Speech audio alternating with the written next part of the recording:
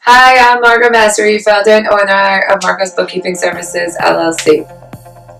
The next lesson at the whiteboard is, what is the chart of accounts?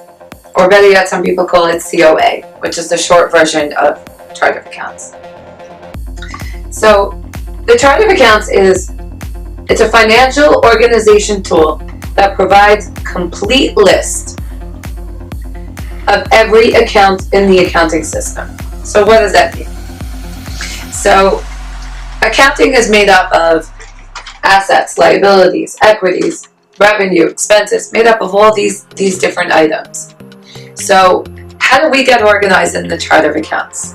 We have 5 different categories, which were the assets, liabilities, equity, revenue, and expenses.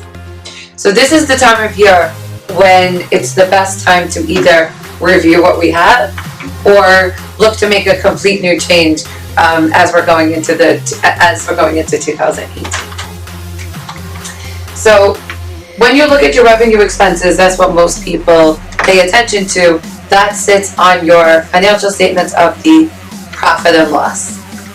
Revenue sits at the top minus the expenses, and then on the bottom it would give you your net income. On the other side, we have our assets, liabilities, and equity. So this is all the stuff that we put of what we own, what we owe, and equity is us as the business owner, what we have vested into the business, or if we took money. This time of year though, you want to make sure that you're surrounded by more assets, but not expenses, so that when you look at your equity into the business, you're seeing a better return. And if it's not, this is a really perfect time to see for strategy for 2018. Also, when we look at our chart of accounts, this is really just a representation of how we classify anything that affects our business. So anything that costs us money sits on our profit and loss, which would sit on our expenses. It's what costs us.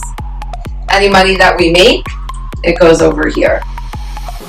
Anything that we owe goes over here. It sits on a complete different financial statement.